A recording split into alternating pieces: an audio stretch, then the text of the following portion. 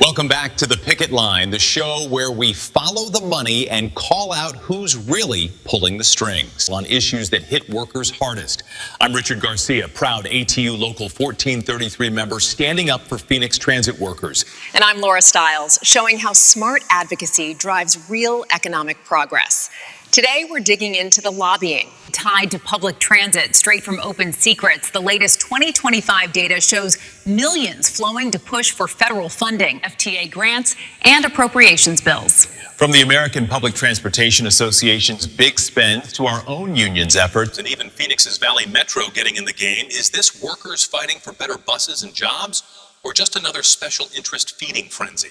Laura, you start. What does the pro-business side see here? Richard, this is textbook effective advocacy, not a cash grab. Look at the numbers. The American Public Transportation Association spent a clean $1,920,000 lobbying in 2025 alone, the highest in recent years, all under the MISC transport category. That money went towards securing stable federal funding, FTA programs, and key bills like the Transportation HUD Appropriations Act for 2026. It's smart. APTA and local agencies like Valley Metro Rail, which filed 4 lobbying reports on FTA issues this year, are pushing for infrastructure that reduces congestion, cuts emissions, and boosts business efficiency. Even smaller players like Via Metropolitan Transit dropped $90,000. This isn't waste, it's investment that attracts private sector partnerships and keeps Arizona competitive. Without it, we'd see fewer grants flowing to Phoenix projects. Laura, let's be real. Those millions are workers' voices fighting back against decades of underfunding. Our own ATU International lobbied $200,000 in the latest cycle as part of the broader transportation union's push. And firms like Cassidy and Associates handled $160,000 of that specifically for ATU. We're talking direct advocacy for safer buses, better wages, and dedicated funding on the same fight that secured the $9.5 million federal package we debated earlier. Valley Metro in Phoenix is right there too, reporting multiple FTA contacts in 2025 to protect local routes that ATU members drive every day. Without this lobbying, state sweeps like the old LTAF cuts would have killed more service. This is labor protecting public good, not corporate profit. The only thing I regret about these reports are that our own local ATU, Local 1433, has never once contributed to this kind of advocacy. Our local's union officers do not answer to me alone, but there are at any time between 1,500 and 2,000 members in this local. The whole point of these debates and these videos are to show that if members want to start seeing real change in their wages and benefits, you need to participate in every local union election and make your best informed vote. Inform yourself of your rights. I am going to rework my campaign website to make it easy for members to find public information on how your money is being spent.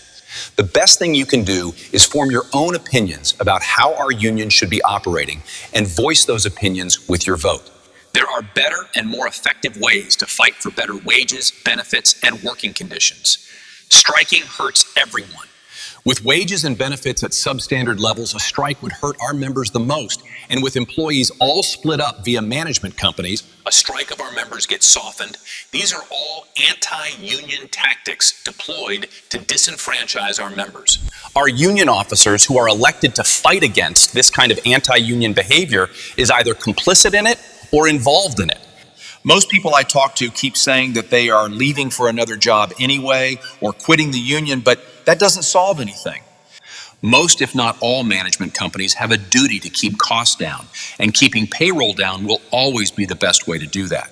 So I would say to you, just stay here and follow the rules, follow your contract, and let's retake our union from the thieves that seek to disenfranchise us. So with that, I'm going to pass it back to you, Laura, for more on data from Open Secrets covering public transportation lobbying.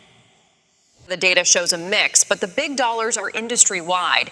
APTA's $1.92 million dwarfs the union spends, and it sits right behind Uber and DoorDash in the MISC transport top spenders for 2025. The whole transportation sector lobbied over $369 million federally that year. That pressure helped shape bills like HR 4552 and S 2465, the 2026 Transportation HUD appropriations, where dozens of clients, including APTA and local transit authorities, pushed for long-term stable funding. Phoenix benefits when these groups coordinate with Congress and the FTA. It's not corporate cash, it's how you get results like the airport apron money and EV fire equipment we talked about. Pure market-driven advocacy for efficiency. Efficiency for who? Open Secrets makes it crystal clear. Unions like ATU International are the counterweight, spending what they can to protect frontline workers while APTA and the agencies chase federal dollars that ultimately pay our contracts. Valley Metro's FTA lobbying reports tie directly to Phoenix routes that serve South Phoenix and the same areas hit by transit deserts.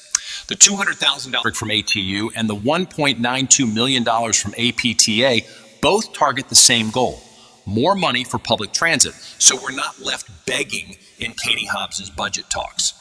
This isn't special interest excess, and it's the only way. Working people and riders push back against corporate lobbies that would rather see roads packed with private cars than reliable buses. The numbers prove coordination works for everyone. APTA spend plus subsidiaries like Tennessee Public Transportation at $80,000. And local filings from Phoenix's Valley Metro show targeted, transparent advocacy under federal rules. It's led to real wins in appropriations and FTA grants that support jobs, union, and otherwise. That's pro-growth, not pro-corporate sleaze. Transparent, Sure. Open Secrets lets us see it all. Right. But the scale shows why we need strong union lobbying to balance the scales.